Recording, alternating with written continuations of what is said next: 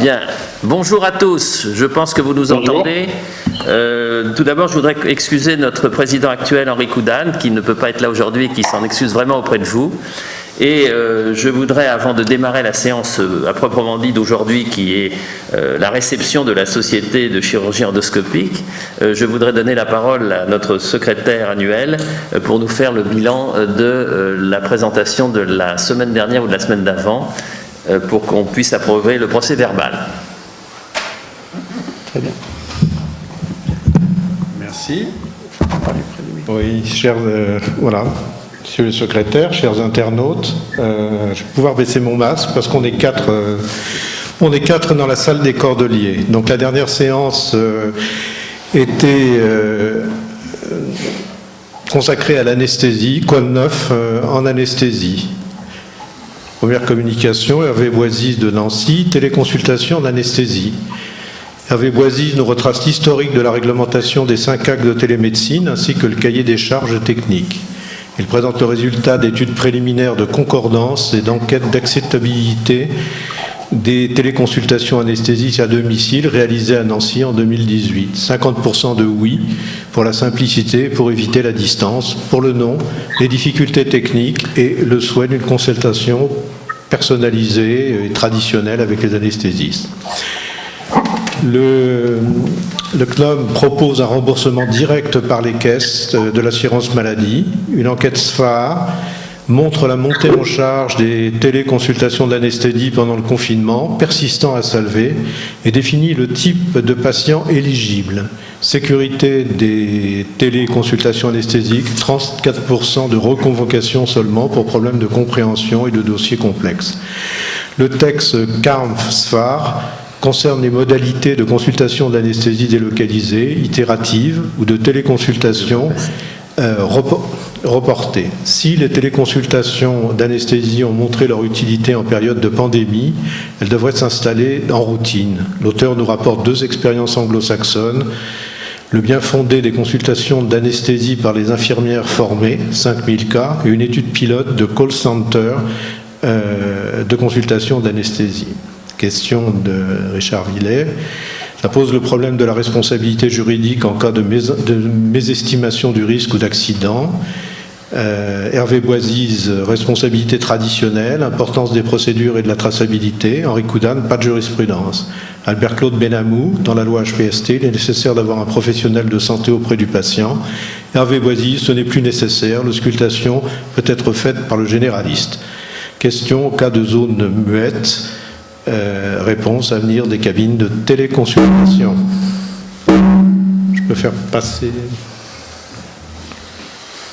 Il faut aller dessus comme ça. Voilà, avec la flèche. C'est bon? Alors, Nadia Rosencher, Paris, les anticoagulants en chirurgie orthopédique, prothèse totale de hanche, prothèse totale de genou. Nadia Rosencher nous rappelle les principes de la thromboprophylaxie anticoagulante en orthopédie. Bénéfice-risque, éviter 2 thromboses veineuses pour 100 patients et 2 embolies pulmonaires pour 1000 en prenant un risque de saignement. Rappel des lieux d'action des différents anticoagulants sur l'hémostase et à l'aide de nombreux résultats d'études, les anticoagulants recommandés par la SFAR pour les PTH et les PTG, héparine de bas poids moléculaire et anticoagulants oraux directs, Xarelto, Pradaxa et Eliquis, leur posologie standard ou en cas de fibrillation auriculaire ou de traitement curatif. Dans tous les cas, adaptés à la fonction rénale. On distingue les indications selon les types d'intervention, inférieurs à 2 heures, les parcours RAC ou ambulatoires standardisés, le degré de risque thromboembolique. Dans le RAC, la Société européenne d'anesthésie a introduit l'indication de l'aspirine chez les patients sans risque thromboembolique en associant une compression pneumatique. Aucune étude randomisée avec des effectifs suffisants ne compare l'aspirine seule aux HBPM ou aux anticoagulants oraux directs. La SFAR a chargé les experts du groupe d'intérêt en hémostase d'investiguer et de préciser ces indications et d'établir des recommandations. Extrapolant les données de l'étude ECPAT2 canadienne, prothèse de genou et prothèse de hanche, sans risque thromboembolique, parcours optimisé, utilisation séquentielle de l'aspirine 75 ou 100 mg pendant 9 jours pour les prothèses de genoux et d'1 mois pour les prothèses de hanche, après 5 jours d'anticoagulants oraux. Pour terminer, l'auteur nous présente les recommandations sur la thromboprophylaxie en orthopédie à Cochin. Xavier Capdevila, Montpellier. L'anesthésie loco-régionale pour l'orthopédie. Xavier Capdevila nous présente de façon très documentée l'évolution exponentielle des pratiques d'anesthésie loco-régionale en orthopédie, ainsi que leur grande efficacité sur les qualités de prise en charge, la réduction des consommations d'opiacés, la réduction des complications et de la mortalité, la diminution des durées de passage au réveil et d'hospitalisation, ainsi que leur place essentielle dans les programmes de réhabilitation précoce. Puis sont passés en revue techniques et résultats concernant les blocs des membres supérieurs et inférieurs, les améliorations apportées par les anesthésies loco-régionales dans la chirurgie des prothèses totales de hanches et de genoux, en paire et post-opératoire, et l'avantage des blocs périphériques en injection continue. Focus sur le rôle des anesthésies loco-régionales dans l'efficacité des programmes ERAS en orthopédie et de la transformation actuelle des conditions générales et fonctionnelles des patients. L'auteur termine sur Valente, technique de chirurgie de la main sur patient éveillé, non sédaté, sans garrot, sans bloc moteur, sans impotence fonctionnelle post-opératoire, pouvant se passer de structures hospitalières et d'anesthésistes réanimateurs. Pascal Gérard, quel est le taux d'échec des anesthésies loco-régionales? Xavier Capdeville, entre 2 et 4%, réduction des échecs et des risques avec l'échographie et l'expérience. Michel Merle engage la discussion sur Valente, développée aux US dans les suites de l'Obamacare. Le praticien fait une économie de 30% sur ses prises en charge.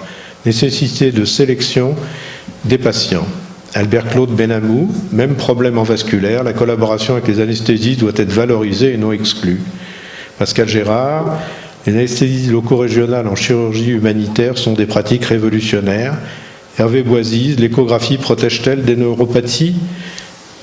Xavier Capdevila, ce qui protège, c'est l'échographie associée à la neurostimulation sentinelle qui évite les hyperpressions et l'expérience qui provient le titillage des nerfs. Hubert Joannet évoque les risques hémorragiques des blocs périnéaux. Réponse, nécessité des précautions techniques. Laurent Delaunay, Annecy, RAC et ambulatoire en orthopédie. L'auteur nous retrace l'histoire de la chirurgie ambulatoire et de la RAC qui ont évolué parallèlement. L'ambulatoire centré sur l'organisation débute aux USA dès les années 80 pour des raisons de capacitaire et de coûts. Ils seront suivis par la Grande-Bretagne et le Canada. En 90 apparaissent les premières recommandations de l'ASFAR dans un contexte de forte inertie administrative. Les premières incitations financières voient enfin le jour en 2014. La réhabilitation précoce, RAC, est née juste au Danemark fin 90, analgésie multimodale, mobilisation et levée précoce en chirurgie digestive, permettant une réduction de la DMS. Il faudra 20 ans pour qu'elle se généralise. La RAC, protocolée, est une démarche de qualité qui défend l'optimisation des pratiques médicales, qui permet la réduction des DMS et de la morbimortalité. Pour les équipes, cette transition peut se faire en douceur, avec une réduction progressive des DMS avec l'expérience. Amélioration des pratiques professionnelles et efficience économique sont aujourd'hui convergentes. Ces modèles sont encouragés par les tutelles pour accélérer le virage ambulatoire. Ambulatoire et RAC sont 2 modèles qu'il faut fusionner pour optimiser l'ensemble des parcours chirurgicaux des patients. C'est aux équipes de s'approprier ces pratiques en s'appuyant sur les recommandations et les données scientifiques. Hubert Joannet, quelles sont vos modalités de suivi des patients en ville en l'absence de consensus? Existe-t-il une infirmière coordinatrice, des prestataires externes, des objets connectés? Laurent Delaunay invoque le rôle des PRADO, des HAS et leur système de communication par SMS, la permanence infirmière 24 heures sur 24. Le suivi post-opératoire ne doit pas être, selon lui, délégué au médecin traitant. Quid de l'ambulatoire de nuit, expérience de la Salpêtrière, patient opéré à 20h, sorti à 8h.